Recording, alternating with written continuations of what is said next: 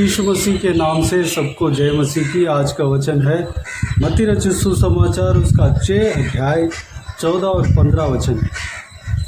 इसलिए यदि तुम मनुष्य के अपराध क्षमा करोगे तो तुम्हारा स्वर्ग पिता भी तुम्हें क्षमा करेगा, और यदि तुम मनुष्यों के अपराध क्षमा न करोगे तो तुम्हारा पिता भी तुम्हारे अपराध क्षमा न करेगा। मेरे प्रियो, यहाँ पर प्रभु यीशु मसीह अपना सेवकाई का काल में जब प्रचार करते हुए उस प्रचार में इस तरह कहता है कि मनुष्यों को अपराध को क्षमा करना है। यहाँ पर अगर हम प्रार्थना करते हैं, परमेश्वर से हम माफ़ी मांगते हैं, अगर हम माफ़ी चाहते हैं तो हम भी दूसरों को माफ़ करना है। जब हम दूसरों को माफ़ करते हैं तब परमेश्वर हमें भी माफ़ करेगा। परमेश्वर का वचन साफ साफ कहता है, अगर हमारा हृदय में कड़वाहट है, दुश्मनी है, हम किसी को माफ़ नहीं कर पा रहे हैं और परमेश्वर से हमारा अपराधों के लिए हम माफ़ी चाह रहे हैं और माफ़ी मांग रहे हैं, तो यह कैसे मुमकिन है? क्योंकि परमेश्वर नियम के अनुसार चलते हैं, क्योंकि परमेश्वर धर्मी परमेश्वर है। परमेश्वर कृपालु तो है, लेकिन उन्होंने धर्म के मार्ग को बनाया, एक व्यवस्था को बनाया, हमें दिया है, उसके अनुसार परमेश्वर करेंगे, उस बहुमूल्य व्यवस्था के अनुसार परमेश्वर करेंगे। अगर हम बहुत ज़्यादा उधार किसी अमीर से ले रखे हैं और हमसे जो छोटा सा रकम उधार लिया है उसको अगर हम क्षमा नहीं करते हैं तो हम उस बड़े रकम का उधार का माफ़ी हम कैसे चाह सकते हैं? अगर हम परमेश्वर से अनुग्रह पा लिया, हम जो बहुत बड़ा पापी है, हम उस पाप के लिए क्षमा मांग लिया, परमेश्वर ने क्षमा कर दिया, उस वरदान उस अनुग्रह को हमने पा लिया, लेकिन हम उस अनुग्रह में 1% भी हम क्षमा नहीं कर रहे हैं, तो इसमें न्याय की बात नहीं है।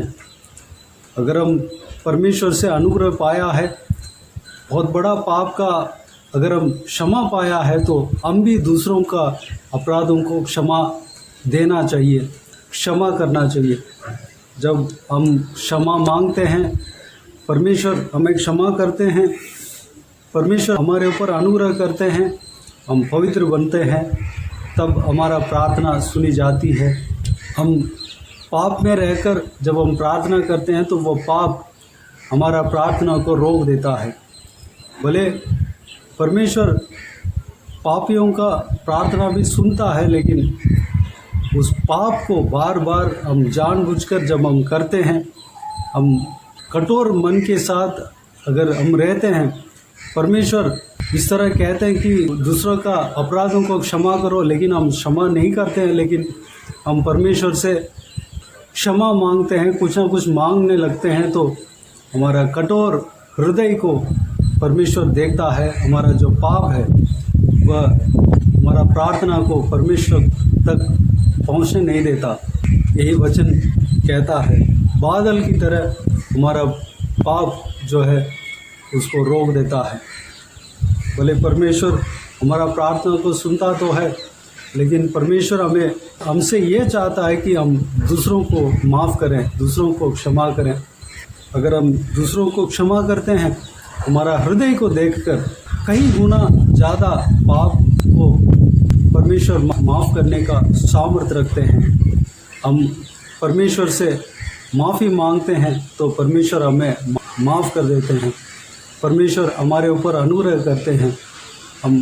हमारे अंदर माफ़ करने का गुण होना चाहिए, माफ़ करने का हृदय होना चाहिए, चाहे कोई भी क्यों ना हो। हमारे रिश्तेदारों के बीच में भी कड़वापन अगर रहता है तो हम माफ़ नहीं कर पाते हैं। दूर की बात तो अलग है, हम जो नज़दीकी रिश्तेदार है, कोई सा भी एक बात को लेकर हमारे अंदर अगर कड़वाहट हो, हम माफ़ नहीं करते हैं, तो परमेश्वर से हम अनुग्रह चाहना कैसे ठीक बात होगा? हम सोच सकते हैं, समझ सकते हैं। अगर हम अपने ही घर के लोगों को माफ़ नहीं करते हैं तो हम परमेश्वर से कैसे हम माफ़ी चाह सकते हैं। अगर हम अपने ही बच्चों को या अपने ही माँ बाप को, अपने ही पत्नी को या अपने ही पति को माफ़ नहीं करते हैं तो हम परमेश्वर से हम माफ़ी कैसे चाह सकते हैं। हम योग्य नहीं हैं। हम परमेश्वर के खिलाफ हमारे से पाप हो जाता है। इस पाप की दुनिया में हम व्यवस्था को पालन करना कठिन बात है। परमेश्वर के सहायता नहीं है, परमेश्वर का हाथ हमारे ऊपर नहीं है, परमेश्वर का अनुग्रह हमारे ऊपर नहीं है, तो हम परमेश्वर का व्यवस्था के अनुसार चलना मुमकिन नहीं है। परमेश्वर इतना बड़ा अनुग्रह हमारे ऊपर रखा है। हर प्रतिदिन जब भी हम फिसलते हैं तब परमेश्वर हमें उठा कर रखता है। उस अनुग्रह को हमें स्मरण करना है। परमेश्वर हमें किस तरह माफ़ करते हुए आ रहे हैं उस बात को हमें स्मरण करना है, उस बात को हम सोच लेना है। परमेश्वर के अनुग्रह से 1% भी अगर हम किसी दूसरे का अपराध को अगर हम क्षमा करते हैं तो वह बहुत बड़ी बात हो जाता है। हमारे खिलाफ जो लोग करते हैं वह छोटी सी अपराध होगा, लेकिन हम परमेश्वर के खिलाफ जो कुछ भी अपराध किया है वह बहुत बड़ा अपराध है। व्यभिचार, झूठे गवाही, गंदे काम, लुचपन हमारे जीवन में था। हम स्वयं व्यक्तिगत रूप में अगर हम जांचेंगे तो हम खुद को पता लगता है कि हम कितने पापी थे। परमेश्वर ने हमें कैसे अनुग्रह दिया, कैसे हमें माफ़ किया, कैसे हमें खड़ा किया, वो सब हम जांचने से हम जान सकते हैं। इस तरह के अनुग्रह पाए हुए इस तरह की जो अनुग्रह हमने पाया है, हम भी दूसरों के ऊपर अनुग्रह करना चाहिए। अगर हम दूसरों को माफ़ करते हैं तो हमें परमेश्वर माफ़ करता है, परमेश्वर हमारे ऊपर अनुग्रह देता है। हम दूसरों का उधार को जो हमसे जो छोटे से रकम लिया है उसको अगर हम माफ़ करते हैं तो हमने जो बड़ा रकम हम किसी बड़े लोगों से जब लिया है उसको भी परमेश्वर माफ़ करा देगा, क्योंकि परमेश्वर सच्चा है, परमेश्वर अनुग्रहकारी है। हमारा कर्म को, हमारा हृदय को परमेश्वर जानता है, हमारा चाल चलन को परमेश्वर जानता है। हमारे अंदर कठोर हृदय नहीं होना चाहिए, कठोर मन नहीं होना चाहिए। हम परमेश्वर के हृदय हमारे अंदर होना चाहिए, प्रभु यीशु मसीह का हृदय हमारे अंदर होना चाहिए। यही प्रभु यीशु मसीह हमसे चाहता है, क्योंकि प्रभु यीशु मसीह एक इंसान किस तरह रहना है उसका एक डेमो देकर गया, उसका एक उदाहरण देकर गया है। प्रभु यीशु क्रूस पर लटकते हुए जो उनको जिन्होंने फोड़े लगाया था और कील ठोका था उन सब के लिए प्रार्थना किया, उन सबको माफ़ किया और उन सबके माफ़ी के लिए प्रार्थना किया। क्रूस पे लटकते लटकते प्रार्थना किया। मेरे प्रियो, प्रभु यीशु का यह गुण हमारे अंदर आना चाहिए। हम भी दूसरों को माफ़ करना चाहिए, दूसरों को ग्रहण करना चाहिए। अगर कोई आपसे माफ़ी मांगता है तो तुरंत माफ़ कर देना चाहिए। हमारे अंदर कोई विरोध नहीं रखना है। अगर हम विरोध, कड़वापन अगर हमारे अंदर है तो आज परमेश्वर प्रभु यीशु के उपस्थिति में समर्पित करें। माफ़ी देने का, माफ़ करने का गुण के लिए परमेश्वर से प्रार्थना करें। परमेश्वर वह गुण हमारे अंदर देगा और सभी से प्रेम रखें, प्रेम के साथ बात करें, हर चीज़ प्रेम के साथ होने पाए। तो आइए हम प्रार्थना में जाएं। स्वर्ग पिता दयालु परमेश्वर, आपको धन्यवाद देता हूँ आज के हिसाब के बहुमूल्य वचन के लिए। आपको धन्यवाद देता हूँ परमेश्वर, बीते हुए दिनों में हमें संभाला, बचाया, सुरक्षित रखा। आपको धन्यवाद देता हूँ आज के हिसाब के बहुमूल्य वचन के द्वारा हमने जो कुछ भी देखा है, मनन किया है, सारे बातों के लिए आपको धन्यवाद देता हूँ प्रभु जी।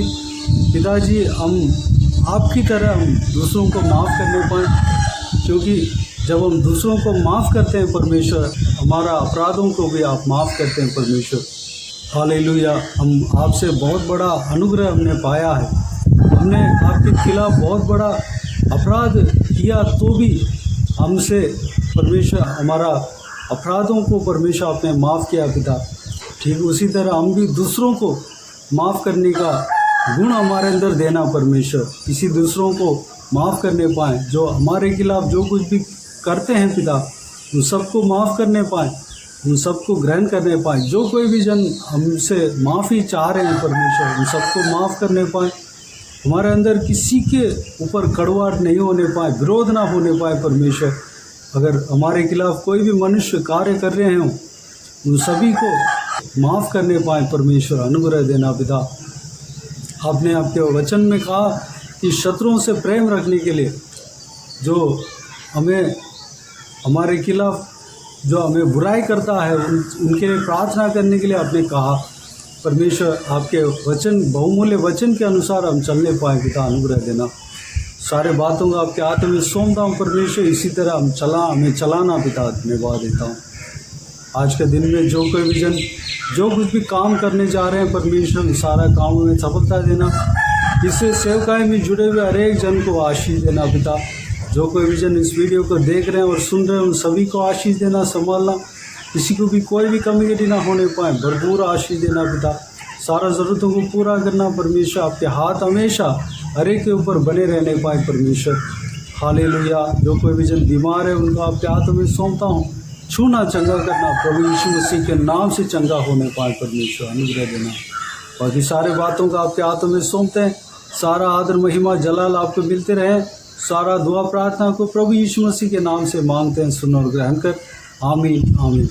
प्रभु यीशु मसीह के नाम से प्रभु यीशु मसीह का आशीष और अनुग्रह हम सभी के ऊपर बने रहें। आमीन आमीन। मेरे प्रियो, इस चैनल को सब्सक्राइब करें और शेयर करें। अगर किसी को भी प्रार्थना का विषय हो तो डिस्क्रिप्शन में दिए हुए नंबर पर कॉल करके प्रार्थना करा सकते हैं। हम आपके लिए प्रार्थना करेंगे। आप अपने व्यक्तिगत प्रार्थना में हमारे लिए प्रार्थना कीजिए। इस सेवकाई के लिए, इस सेवकाई का उन्नति के लिए, इस सेवकाई में जुड़े हुए हर एक जन के लिए, हर एक आत्मिक उन्नति के लिए, तरक्की के लिए, आत्मिक आशीष के लिए, संसारिक आशीष के लिए, पारिवारिक आशीष के लिए प्रार्थना करें। परमेश्वर आप सबको आशीष दें। इस सेवकाई के द्वारा परमेश्वर आपके जीवन में कार्य किया हो वो भी हमें बता सकते हैं, ताकि हम सब मिलकर परमेश्वर को धन्यवाद दे सकें, महिमा कर सकें। प्रभु यीशु आप सबको आशीष दे। आमीन आमीन।